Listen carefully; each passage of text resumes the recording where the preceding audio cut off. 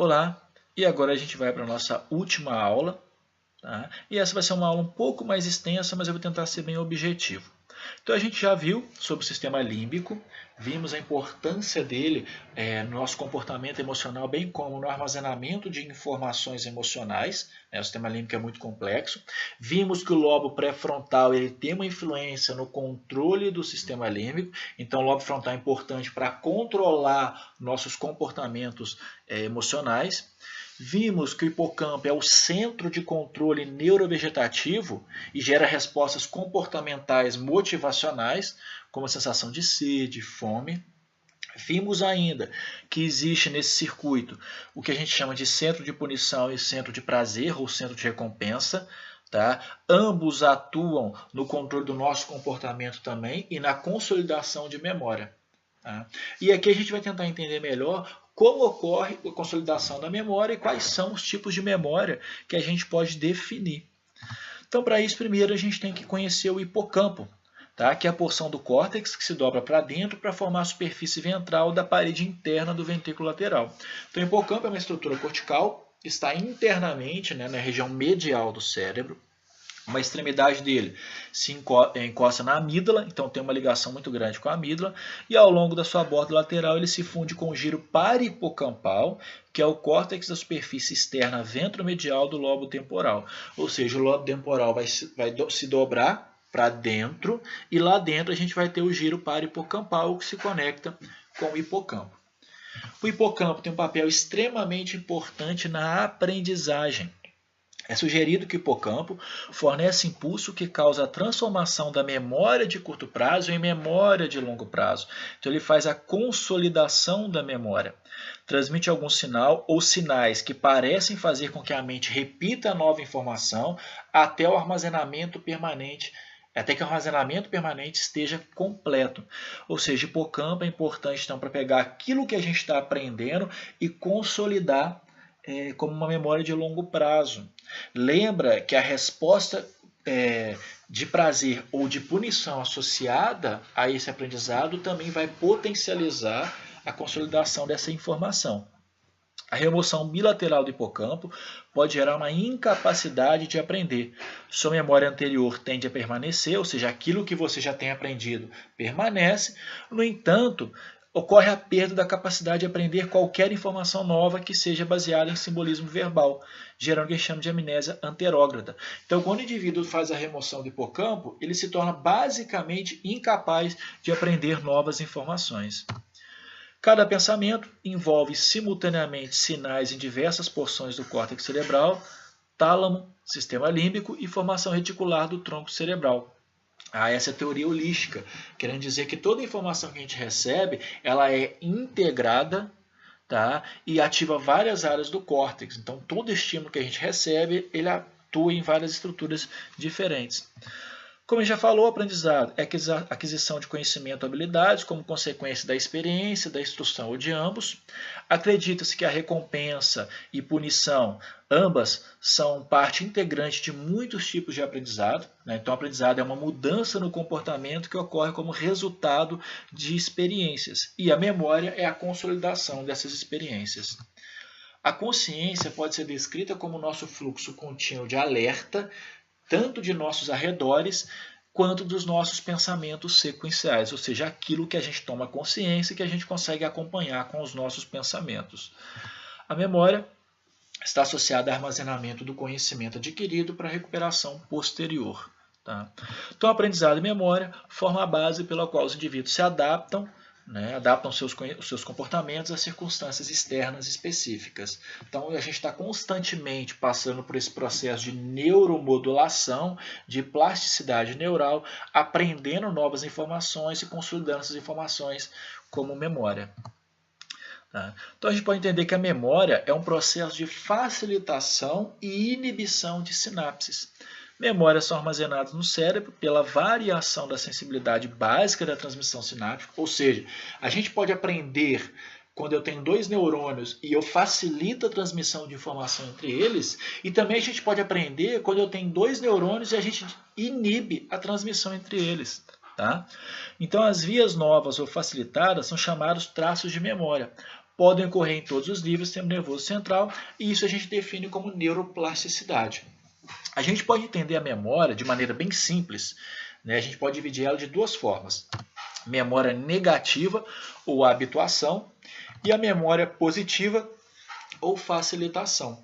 A memória negativa, né, a habituação, né, o cérebro tem a capacidade de ignorar informações sem consequências, resultando de uma inibição da via sináptica. E alguns autores sugerem que a forma que a gente mais aprende é na forma de habituação, ou seja, um exemplo para ficar mais simples. Imagina que você está tirando carteira de carro. Você entrou no carro pela primeira vez para poder dirigir. Toda a informação do ambiente você vai tentar captar. Tá? E isso se torna muito desesperador. Seu cérebro está recebendo uma quantidade enorme de informações. Ao mesmo tempo que você recebe tantas informações, você não consegue se concentrar naquilo que você tem que fazer. Aí o seu instrutor fala o seguinte: olha, tira o pé da embreagem e começa a acelerar para o carro começar a andar. Você começa a fazer isso. Ao mesmo tempo você esquece que você tem que olhar para frente. À medida que você vai repetindo esse estímulo e você vê que os estímulos externos não causam tanta sensação em você, o seu cérebro começa a ignorar esses estímulos externos. Isso é uma habituação. Então você vai dirigir agora, basicamente você consegue se concentrar nas informações que são pertinentes e ignora todos os outros fatores. E isso tira aquele medo que você tem ou que você tinha no início quando você foi aprender a dirigir. Isso é habituação. O seu cérebro ignora determinadas informações. E a memória positiva e facilitação, informações que causem consequências importantes, como dor ou prazer, o cérebro tem a capacidade de realçar e armazenar traços de memória. Tá? Então, se você realiza alguma atividade, aquilo gera uma sensação de prazer, a gente vai ter a tendência de repetir aquele hábito sempre. Tá? Ao mesmo tempo, se aquilo gerar uma sensação de dor, uma sensação desagradável, a gente vai tentar evitar aquele estímulo. Tá? Então, isso é memória positiva e facilitação. Então, a memória de facilitação, enfim. Então, classificação da memória quanto à duração. Tá? Isso é uma classificação geral também. A gente tem a memória de curto prazo, que pode durar de segundos a minutos. Temos a memória de prazo intermediário, que pode durar dias a semanas. Nem todos os autores concordam que existe essa memória de prazo intermediário, só que a gente tem que entender também que isso daqui é apenas uma questão teórica. Tá? Porque é difícil a gente realmente separar o que é memória de curto prazo e o que é memória de prazo intermediário. Mas é só uma classificação teórica. Temos a memória de longo prazo, que pode durar anos ou mesmo uma vida inteira. A gente aprende algo e nunca mais a gente esquece. Né? E quando a gente aprende algo e nunca mais esquece, significa que realmente a gente adquiriu o conhecimento sobre aquela situação, aquele tema. E temos a memória de trabalho, que é uma memória de curto prazo usada durante raciocínio intelectual. A gente pode definir como o quadro negro da mente. E lembra que a gente falou lá nas aulas anteriores que a memória de trabalho está associada ao córtex pré-frontal e às nossas funções executivas, ao nosso planejamento, elaboração de uma estratégia, ao nosso controle comportamental, a solução de algum problema, alguma situação. Tá? Então perceba que a memória de trabalho é a memória de curto prazo. Um exemplo, se eu pedir para vocês guardarem um número, tá? O número 324421, pode ser que alguns consigam guardar, tá? Mas daqui a pouco já esquece esse número. Isso é memória de curto prazo e é um tipo de memória de trabalho. Então você precisa guardar o telefone de alguém, você fica repetindo aquela informação. A partir do momento que você parou de repetir, dificilmente você vai conseguir resgatar aquela informação, porque ela não foi consolidada na memória de longo prazo e nem foi transferida nessa forma de memória de prazo intermediário. Então, a classificação da memória quanto ao tipo de informação, ela pode ser memória declarativa, né, que é a memória dos vários detalhes do pensamento integrado. Um exemplo, é aquilo que a gente consegue falar, a gente consegue declarar. Vi a Estátua da Liberdade no verão passado. Então é uma memória consciente, está associada ao hipocampo. Ah, eu tenho um carro, meu carro é dessa cor, meu carro tem esse tipo tem uma roda tal. Isso é memória declarativa, é aquilo que a gente consegue declarar. E temos a memória de habilidade ou memória não declarativa, que está associada às habilidades motoras, como fazer. Tá? Então ela é mais inconsciente, ela está associada a áreas motoras, como o cerebelo, e áreas motoras corticais. Né? O cerebelo só para reforçar, ele tem como função o aprendizado motor e a nossa coordenação motora. Então, isso seria memória de habilidades. Tá? Então, basicamente, se a gente aprende algo novo e a gente repete aquela informação, ou aquela informação vem acompanhada de uma sensação boa, uma sensação de prazer ou uma sensação de punição, pode ser que a gente consiga consolidar essa memória de curto prazo em memória de longo prazo. Então, basicamente, temos a memória de curto prazo, memória de longo prazo. A de curto prazo pode ser dividida em imediata e de trabalho, e a memória de longo prazo pode ser definida em não declarativa e declarativa. Tá? Lembrando que a não declarativa é a memória de habilidade, memória motora. Então, memória de curto prazo. Duração curta, desaparece cerca de 15 segundos, podendo durar 1 hora, ou permanecendo enquanto somente enquanto a pessoa continua a pensar no estímulo. Tem uma capacidade limitada de armazenamento. Então, imagina, a gente tem um input sensorial, né, que é uma entrada de informação sensorial. Vamos gerar uma memória sensorial. Se essa informação gerar uma habituação, a informação na qual não se presta atenção é perdida. Um exemplo de habituação bem simples. Você está estudando na cozinha da sua casa e lá tem um relógio na parede, aqueles relógios de ponteiro. E você não presta atenção no movimento do ponteiro. Por algum motivo, se te chamar a atenção um barulho, provavelmente agora você não vai conseguir estudar mais porque você vai prestar atenção no barulho. Então você perdeu essa habituação. Agora, se o input sensorial continua e você começa a facilitar esta via, isso é uma neuroplasticidade, você pode começar a chamar atenção para o seu cérebro para aquela informação. E existe uma tendência de você ficar repetindo aquela informação durante muito tempo. Tá? Vou dar um exemplo, quando a gente fica com uma música na cabeça, repetindo. Tá? A informação que não é repetida acaba sendo perdida. Porém, se a gente ficar repetindo essa informação durante muito tempo, pode ser que a gente consolide ela na memória de longo prazo. Por isso, a gente vai falar um pouco mais sobre isso daqui a pouco, na verdade. Então, a memória de prazo intermediário, ela pode durar por minutos e até semanas. Tá? Então, como eu falei, nem todos os autores consideram a divisão da memória de curto prazo para a memória de prazo intermediário.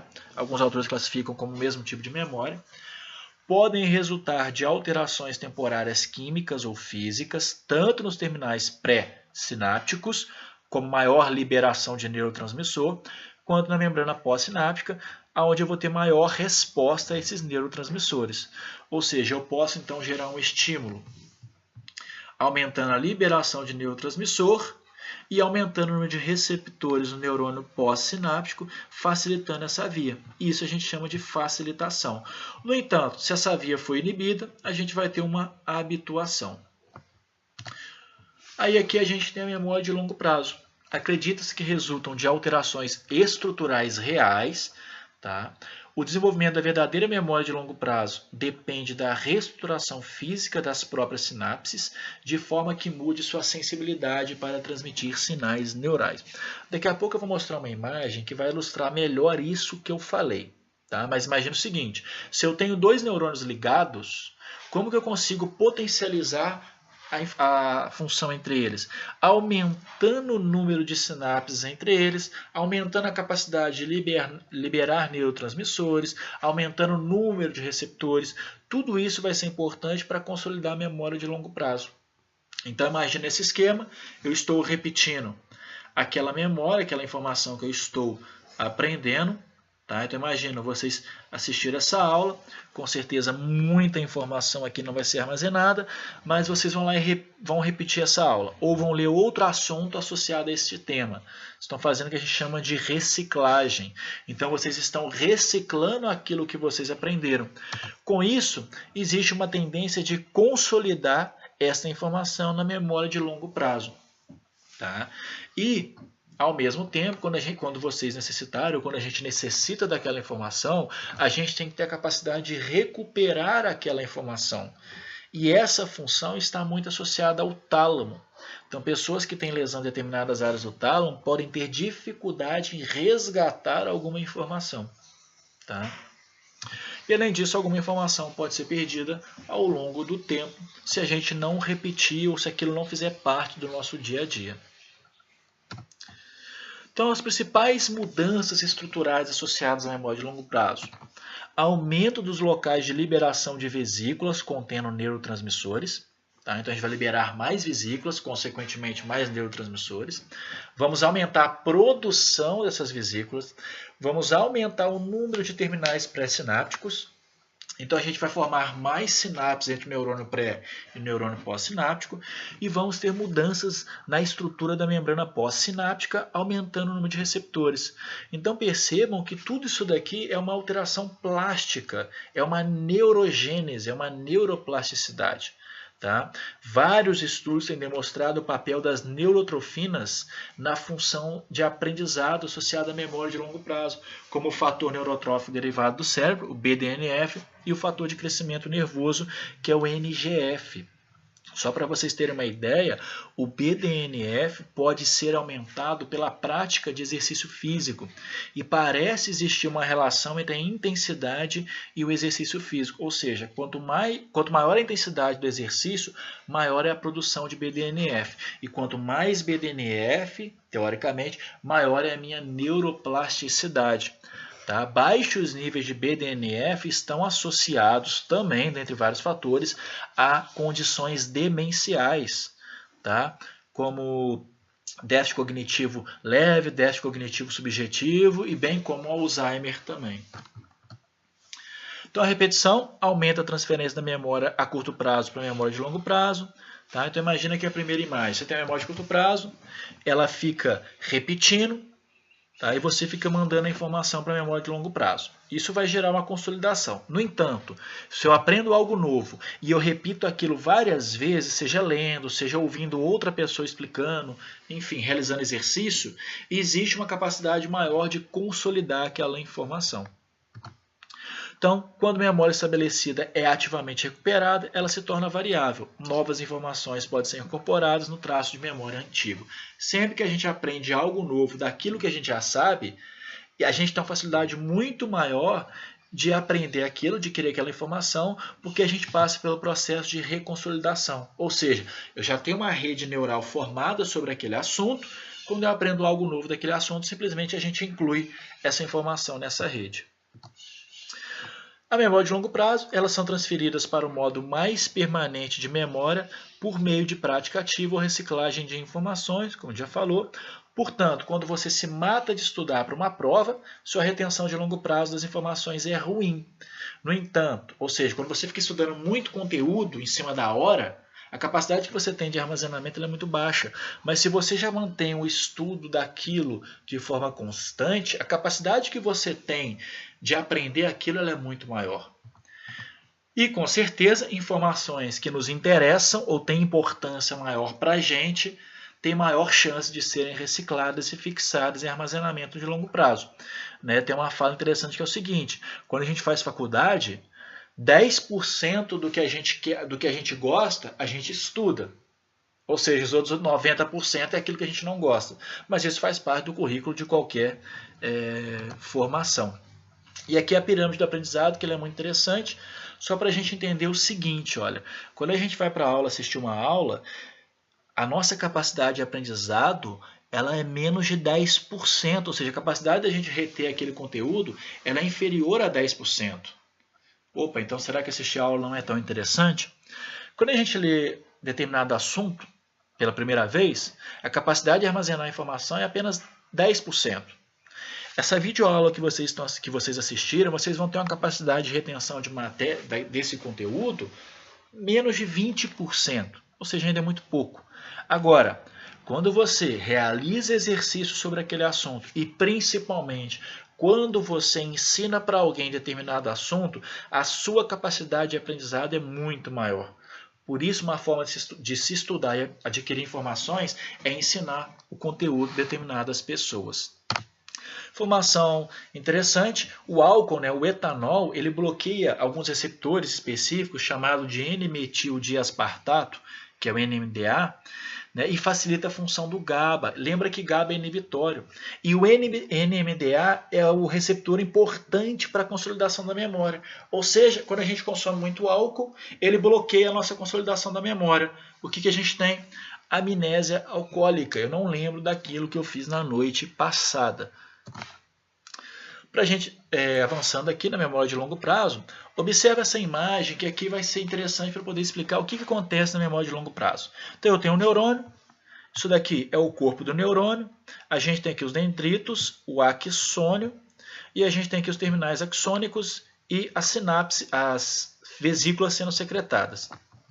Quando eu passo por um processo de neuroplasticidade associado à memória, olha o que acontece com esse neurônio. A gente aumenta o número de dendritos, ou seja, a minha árvore dendrítica está aumentando. Eu tenho muito mais áreas para fazer contato de sinapses. Tá? Além disso, eu consigo secretar muito mais vesículas. Então, eu estou potencializando essa via. A memória de trabalho, como a gente falou, ela retém e interrelaciona temporariamente várias informações para realizar uma tarefa mental. Tá? Por meio dela, retemos brevemente e processamos dados para uso imediato. Um exemplo, compreender aquilo que foi lido, conduzir uma conversa, calcular uma gorjeta, encontrar o caminho de casa, etc. Então, ela permite que as pessoas encadeiam pensamentos em uma sequência lógica e planejem a ação futura. Tá? Uma proposta interessante, recente, sugere que a nossa inteligência ela pode ser determinada pela capacidade de uma memória de trabalho reter temporariamente e relacionar uma série de dados relevantes. No entanto, a gente tem que entender que existem várias inteligências diferentes, né? Alguns autores definem que existem 7 tipos de inteligência, então aqui é só uma informação, mas não é uma verdade absoluta. O hipocampo é a estrutura importante para realizar a consolidação da memória, que é um processo que a gente chama de potenciação de longa duração, que é a LTP, que eu não vou aprofundar aqui, mas acredita-se que o hipocampo armazene novas memórias de longo prazo apenas temporariamente e depois as transfira para outros locais corticais para armazenamento permanente. No entanto, ainda não se sabe como o hipocampo faz isso. Por que tem essa hipótese? Porque quando a gente remove o hipocampo, a pessoa não esquece o que ela já aprendeu. Ela simplesmente não consegue aprender novas informações.